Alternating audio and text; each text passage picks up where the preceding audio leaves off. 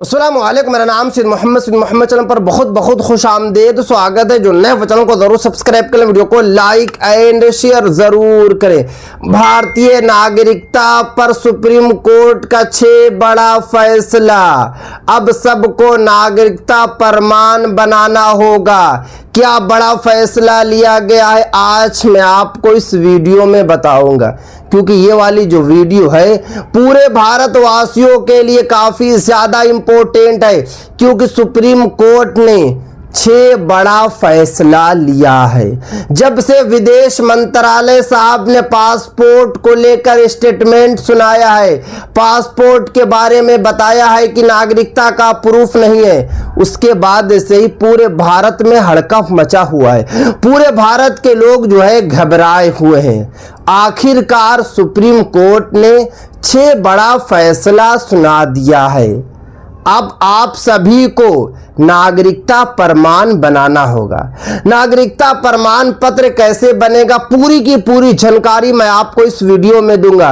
Video को आप लोगों को बिल्कुल भी स्किप नहीं करना है, क्योंकि आप सभी को पता है कि आने वाले वक्त में केंद्र सरकार जो है NRC लाएगी। केंद्र सरकार जो है नेशनल रजिस्टर ऑफ सिटीजनशिप लाएगी, क्योंकि अभी SIR चल रहा है, मकान सर्वे भी चल रहा है, जनगणना भी चल रहा है, और साथ में आपको पता है कि विदेश मंत्रालय साहब का स्टेटमेंट भी आ गया है। तो इससे यही पता चलता है कि आने वाले वक्त में जो है NRC को लाया जाएगा। तो आप लोगों को अभी से ही सावधान होना होगा। आप लोगों को अभी से ही जो है सतर्क होना होगा। भारतीय नागरिकता को लेकर सुप्रीम कोर्ट से एक बड़ा और अहम फैसला सामने आया है। ये मामला असम के 27 लोगों से जुड़ा है, जिन्हें फॉरेनर्स ट्रिब्यूनल ने अवैध प्रवासी घोषित किया था। यानी कि ये मामला जो है सुप्रीम कोर्ट के द्वारा बड़ा फैसला लिया गया है। कुछ दिन पहले फॉरेनर्स ट्रिब्यूनल ने 27 असम वासियों को अवैध जो है घोषित करार दे दिया। फॉरेनर्स ट्रिब्यूनल ने बताया कि ये लोग जो है अवैध तरीके से भारत में रह रहे हैं। इन सभी का मामला गुवाहाटी हाईकोर्ट में भी गया, और गुवाहाटी हाईकोर्ट ने भी यही बताया कि हाँ, ये लोग जो है गलत तरीके से भारत में रह रहे हैं। अब इनका मामला जो है सुप्रीम कोर्ट में चला गया। अब सुप्रीम कोर्ट ने नागरिकता को लेकर जो है 6 बड़ा फैसला ले लिया। बाद में गुवाहाटी हाई कोर्ट ने भी उस फैसले को बरकरार रखा, लेकिन अब सुप्रीम कोर्ट ने इस मामले में महत्वपूर्ण निर्देश दिया। यानी कि जो बोला फॉरेनर्स ट्रिब्यूनल वही गुवाहाटी हाईकोर्ट ने कहा, मगर सुप्रीम कोर्ट ने जो है साफ साफ जो है फैसला सुना दिया। सबसे पहले ये समझ लीजिए कि सुप्रीम कोर्ट ने ये स्पष्ट किया कि सरकार को अवैध प्रवासियों की पहचान करने का अधिकार है। यानी कि सुप्रीम कोर्ट ने साफ बता दिया कि अगर सरकार चाहेगी तो आपसे नागरिकता के लिए बोल सकती है। सरकार के पास अधिकार है कि आपको बोले कि आप जो है नागरिकता साबित करें, और आप लोगों को नागरिकता जो है साबित करना होगा। लेकिन ये पूरी प्रक्रिया कानून के अनुसार निष्पक्ष और पारदर्शी होनी चाहिए। सुप्रीम कोर्ट ने यह भी कहा कि डायरेक्ट जो है किसी को केंद्र सरकार जो है विदेशी घोषित नहीं कर देगी, कानूनी तरीके से जो है घोषित करना होगा, सही तरीके से जो है साबित करना होगा। ये नहीं कि जिसको चाहे बता दिया कि ये जो है भारत के नहीं, ऐसा नहीं होगा। सुप्रीम कोर्ट ने साफ साफ कहा है। पहला निर्देश, अब इसको आप लोगों को समझना है, निष्पक्ष फेयर प्रक्रिया। कोर्ट ने कहा कि किसी व्यक्ति को केवल दस्तावेजों में छोटी मोटी गलती या तकनीकी कमी के आधार पर जल्दबाजी में अवैध नहीं घोषित किया जा सकता। सुप्रीम कोर्ट ने साफ साफ बता दिया कि केंद्र सरकार जो है किसी को अवैध घोषित नहीं कर सकती है छोटी मोटी गलतियों की वजह से, क्योंकि भारत में बहुत सारे ऐसे लोग हैं जिनका दस्तावेज जो है पूरा नहीं है, जिनका दस्तावेज अधूरा है। तो क्या उनको केंद्र सरकार जो है अवैध घोषित कर देगी? नहीं करेगी, क्योंकि हो सकता है कि आपके आधार कार्ड में नेम कुछ हो, वोटर आईडी कार्ड में नेम कुछ हो, राशन कार्ड में नेम कुछ हो, जन्म प्रमाण पत्र में नेम कुछ हो। हाँ, आप लोगों को सही जो है कर लेना है, मगर सरकार डायरेक्ट जो है आपको अवैध घोषित नहीं कर सकती है, क्योंकि सुप्रीम कोर्ट का फैसला आ चुका है। सभी दस्तावेजों और तथ्यों की निष्पक्ष जांच जरूरी है, यानी कि केंद्र सरकार जो है सभी दस्तावेज की जांच करे, उसके बाद ही जो है नागरिकता को लेकर फैसला ले। उसके बाद आगे देखिए, दूसरा निर्देश कानूनी यानी कि लॉफुल प्रक्रिया, इसको भी आप लोगों को समझना है। सुप्रीम कोर्ट ने कहा कि नागरिकता से जुड़े मामलों में कानून के अनुसार पूरी प्रक्रिया अपनाई जाए, हर निर्णय सबूत और कानूनी आधार पर होनी चाहिए। यानी कि जब भी फैसला लिया जाए अवैध घोषित को लेकर तो कानूनी प्रक्रिया होनी चाहिए, जो कानून कह रहा है उसी के अकॉर्डिंग जो है केंद्र सरकार को काम करना होगा। तीसरा निर्देश उचित प्रक्रिया यानी कि ड्यू प्रोसेस।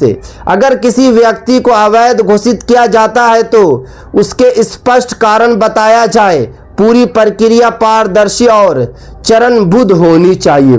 सुप्रीम कोर्ट ने यह भी बता दिया कि अगर आप लोग किसी को अवैध घोषित कर रहे हैं तो आपको कोर्ट को बताना होगा कि आपने इनको जो है किस आधार पर अवैध घोषित किया, इनके पास कौन सा दस्तावेज नहीं था, इनके पास कौन सा डॉक्यूमेंट्स नहीं था।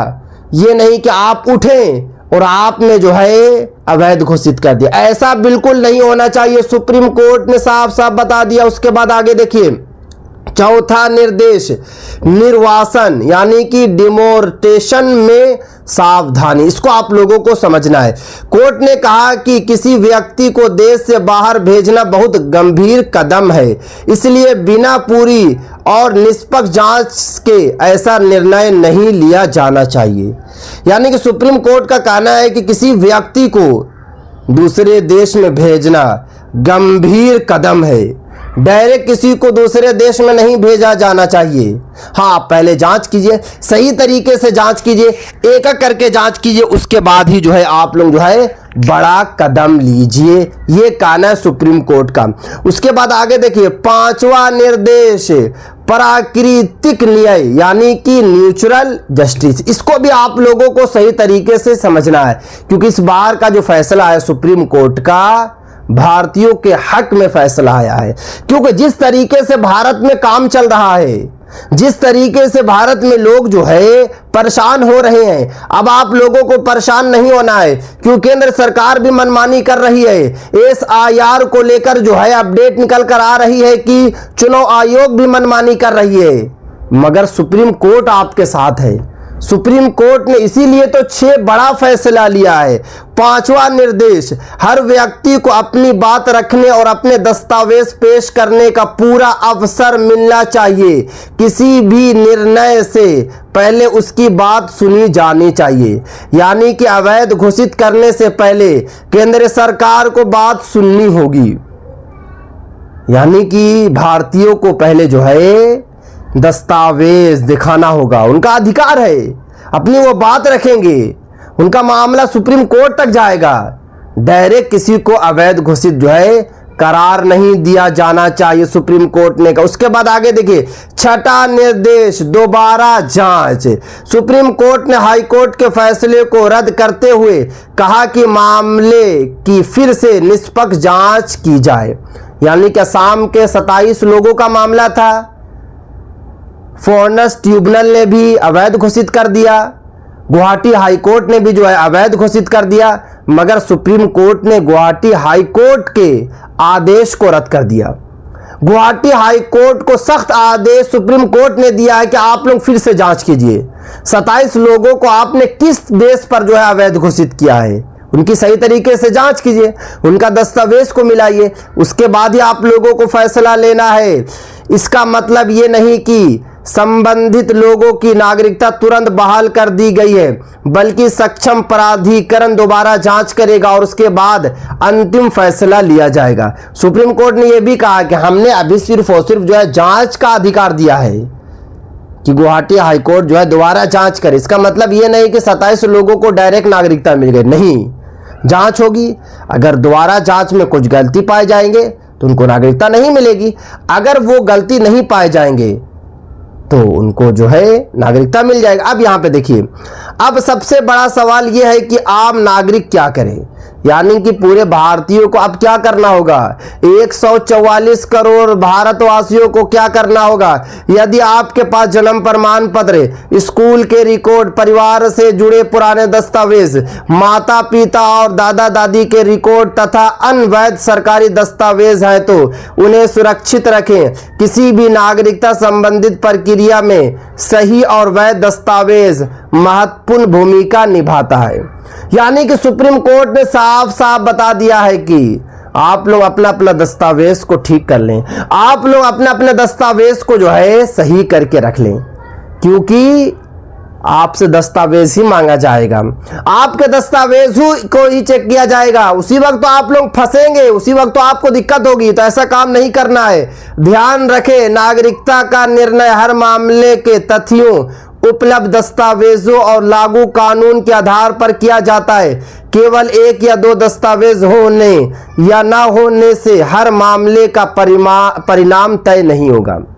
बहुत सारे लोगों को लगता है कि मेरे पास जो है दस्तावेज नहीं है, मेरे पास जो है कोई डॉक्यूमेंट्स नहीं है, तो क्या मुझे नागरिकता नहीं मिलेगी। ऐसी कोई बात नहीं है। अगर आपके पास एक या दो दस्तावेज है तो इसका मतलब ये नहीं कि आपको नागरिकता मिल जाएगी। अगर आपके पास जो है कि दस्तावेज नहीं है तो इसका मतलब ये नहीं कि आपको नागरिकता नहीं मिलेगी। क्योंकि अभी मैंने कुछ दिन पहले एक वीडियो भी बनाया था और आप लोगों को बताया था कि एक मामला असम का ही था। एक आदमी जिनका नाम था मोइनुल हक, उनके पास जो है 15 डॉक्यूमेंट्स था, फिर भी उनको भारतीय नागरिकता नहीं मिली। उनके पास जो है 1955 का एनआरसी का भी दस्तावेज था, साथ में जन्म प्रमाण पत्र था। 1960 से लेकर 2017 तक का जो है वोटर आईडी कार्ड में उनका नाम दर्ज था, वोटर लिस्ट थी, यानी कि 15 डॉक्यूमेंट्स था, फिर भी उनको जो है नागरिकता नहीं मिली। तो इसलिए ज़्यादा दस्तावेज होने का मतलब ये नहीं है कि आपको नागरिकता मिल जाएगी। हाँ, अगर आपके पास कम ही दस्तावेज है मगर सब में स्पेलिंग सेम है तो आपको नागरिकता ज़रूर मिलेगी। तो ये थी आज काफ़ी इंपॉर्टेंट वीडियो। अस्सलाम वालेकुम।